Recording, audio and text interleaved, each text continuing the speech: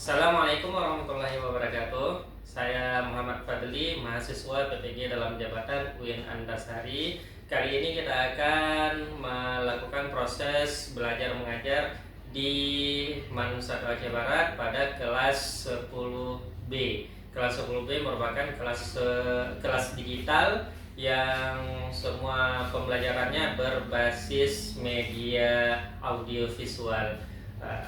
Hal-hal yang perlu dipersiapkan sebelum kita melaksanakan proses pembelajaran yaitu absensi dan buku penilaian siswa, buku ajar, serta modul ajar. Bagaimana proses pelaksanaan pembelajarannya? Yuk, mari kita saksikan terlebih dahulu.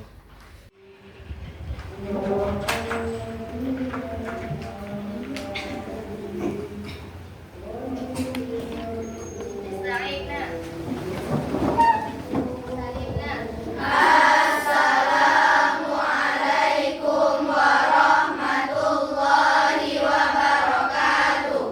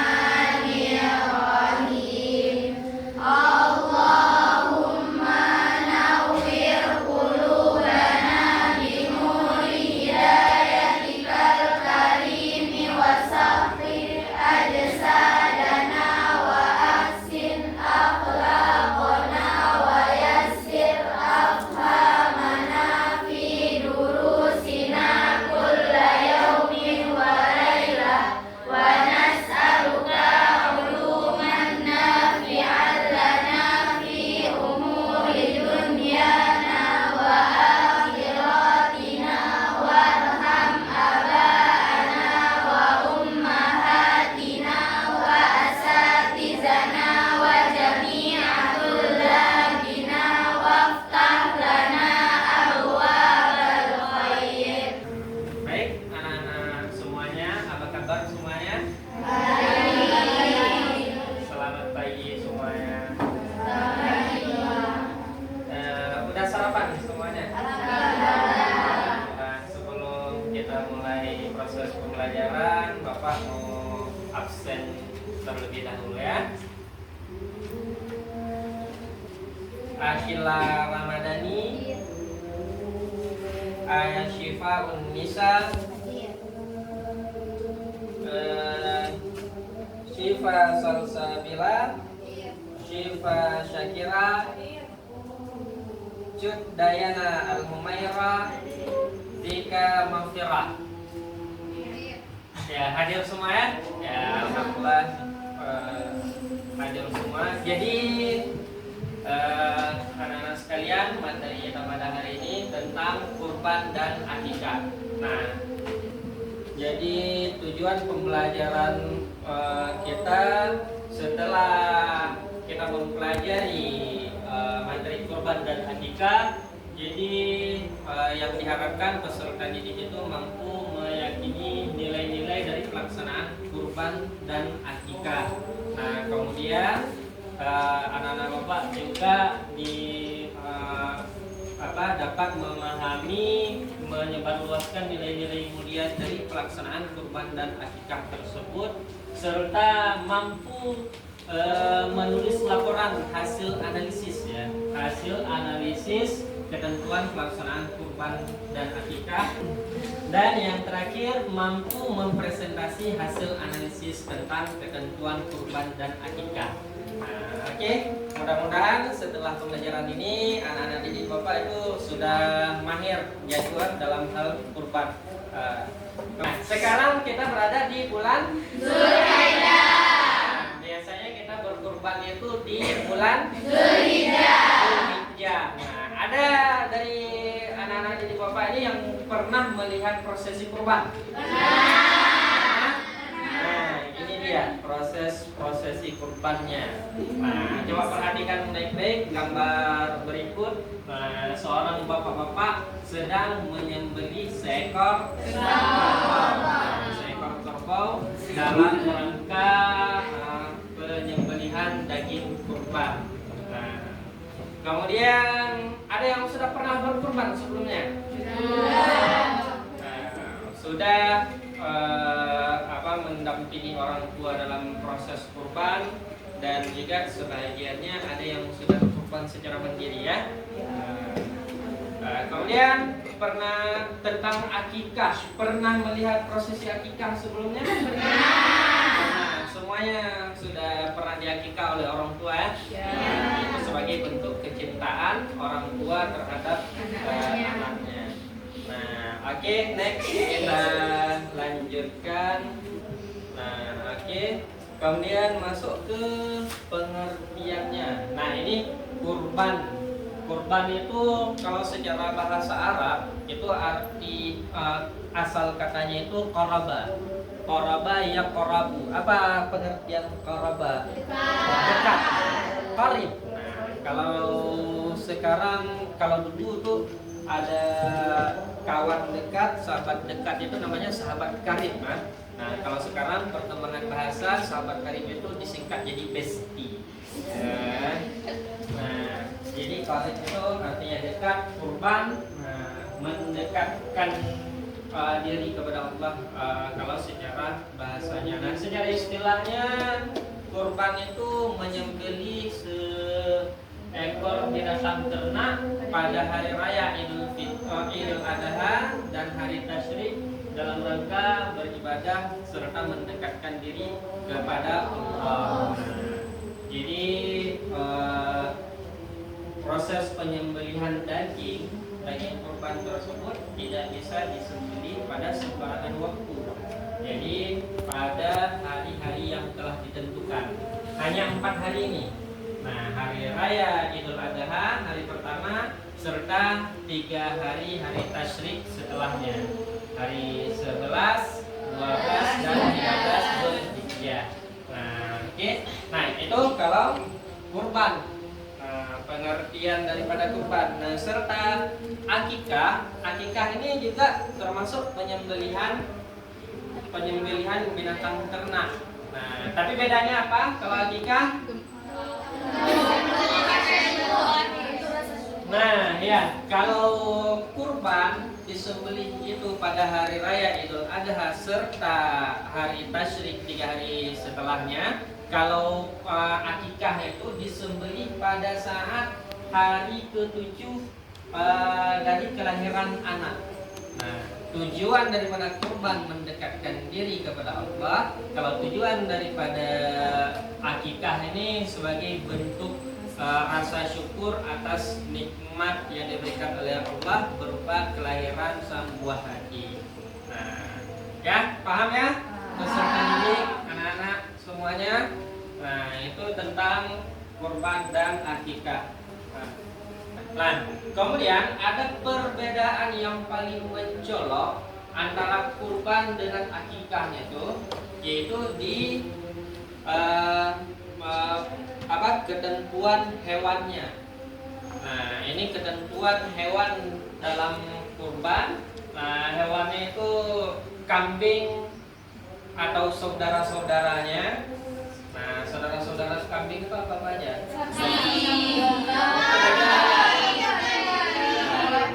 Kalau sapi bukan saudara, tapi ya abang lettingnya. Kalau yang satu letting sama kambing ada domba, diri, kibas ya. Nah, kemudian satu lagi yaitu sapi dan saudaranya. Saudaranya apa?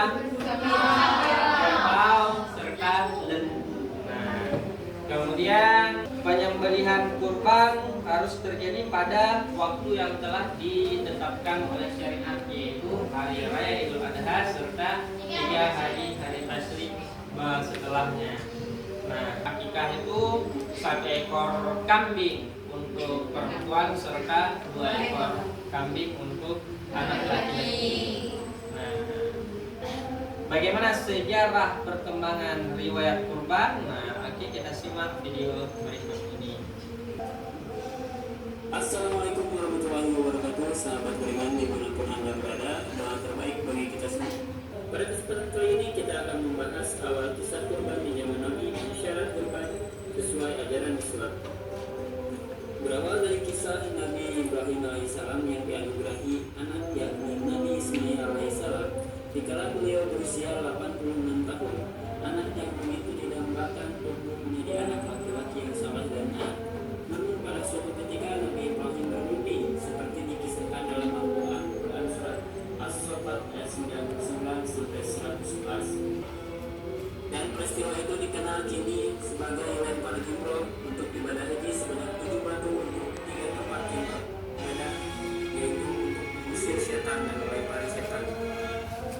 Lanjut kembali ayat surat As-Saffat. Tatkala keduanya telah berserah diri dan Ibrahim membaringkan anaknya di atas pelipisnya, nyatalah kesabaran keduanya, dan kami memanggilnya, hai Ibrahim, sesungguhnya kamu telah membenarkan mimpi itu. Sesungguhnya demikianlah kami memberi balasan kepada orang-orang yang berbuat baik. Nah, itu dia tadi sejarah singkat tentang proses syariat kurban ya. Nah, jadi syariat kurban itu sudah ada sejak zaman Nabi Ibrahim alaihissalam. Nah, Nabi Ibrahim alaihissalam itu disyariatkan kurban oleh Allah itu untuk mengkurbankan menyembelih putra kesayangannya.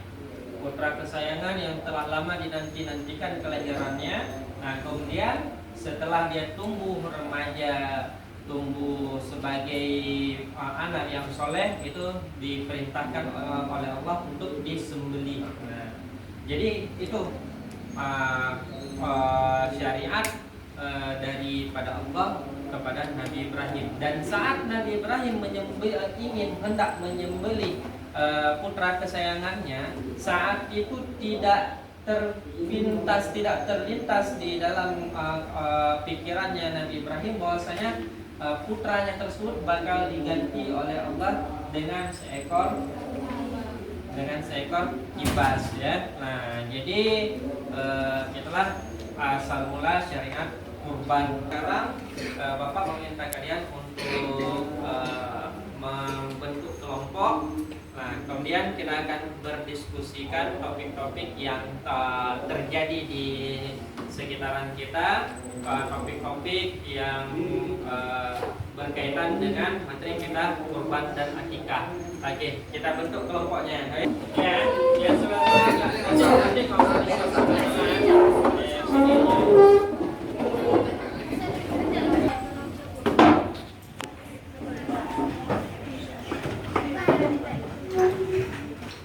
jadi untuk presentasi dari tugas kelompok kita, nah Bapak akan menarik nomor undiannya. Nah, jadi kelompok yang Bapak tarik nomor undiannya nanti maju ke depan untuk mempresentasikan hasil kerja kelompok kita ya.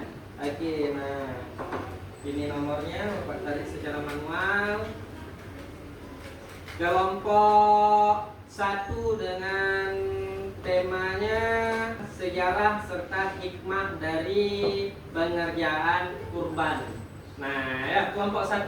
Oke, silakan maju ke depan untuk presentasi tentang hikmah dan sejarah singkat serta hikmah dari pelaksanaan kurban.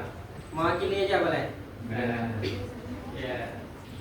Assalamualaikum warahmatullahi wabarakatuh. Waalaikumsalam warahmatullahi wabarakatuh. Saya perwakilan dari kelompok 1 yang mempresentasikan tentang sejarah pengembangan kurban. Ibadah kurban memiliki sejarah panjang yang dengan akar pada kisah Nabi Ibrahim dan Nabi Ismail. Perintah untuk menyembelih Nabi Ismail diganti dengan seekor kambing oleh Allah SWT, menjadi dasar ibadah kurban hingga saat ini. Baik, dari kelompok-kelompok yang lain ada yang mau didiskusikan dengan kelompok pemateri kita? Ya, boleh didiskusikan. Ada? Ya, tunjuk tangan. Oke, di belakang, boleh. Nah, ya. Baik, kami dari kelompok 7 ingin bertanya, siapa saja yang wajib berkurban? Saya akan menjawab pertanyaan dari Mira. Siapa saja yang wajib berkurban? Yang wajib berkurban adalah setiap muslim yang telah balik, berakal dan mampu secara finansial. Mampu secara finansial berarti memiliki harta yang melebihi kebutuhan pokok dirinya dan orang-orang yang menjadi tanggung jawabnya. Penjelasan lebih lanjut, Muslim. Ibadah kurban hanya dibolehkan dilakukan oleh umat Islam balik dalam kurun dewasa, orang yang sudah mencapai usia balik dan memiliki akal sehat, mampu secara finansial, memiliki harta yang cukup untuk membeli hewan kurban setelah memenuhi kebutuhan pokok dirinya, dan orang yang menjadi tanggung jawabnya. Hukum berkurban adalah sunnah muakkad, namun sebagian ulama berpendapat bahwa berkurban menjadi kewajiban fardu bagi yang mampu. Jadi udah tahu semua ya apa itu pengertian kurban? Apa pengertian kurban tadi? Ya, kalau secara bahasa itu secara istilahnya yaitu menyembelih seekor hewan ternak ya pada hari raya Idul Adha serta 3 hari tasyrik setelahnya. Nah, kalau akikah menyembelih hewan ya sebagai wujud bersyukur anak. Nah, kemudian kalau kurban yang disembelih adalah hewan berupa domba, sapi, kerbau. Nah, sedangkan akikah yang disembelih adalah kambing, ya. Kambing atau domba. Nah, 1 ekor untuk anak perempuan dan untuk anak laki-laki 2 ekor untuk anak laki-laki. Oke, demikianlah anak-anak peserta didik sekalian proses pembelajaran kita pada hari ini. Mudah-mudahan apa yang telah kita pelajari di hari ini bermanfaat bagi Bapak sendiri dan bagi kalian semuanya. Dan semua ilmu yang kita dapatkan pada hari ini bisa kita amalkan dalam kehidupan sehari-hari kita. Ya, billahi taufiq wal hidayah. Assalamualaikum warahmatullahi wabarakatuh. Waalaikumsalam.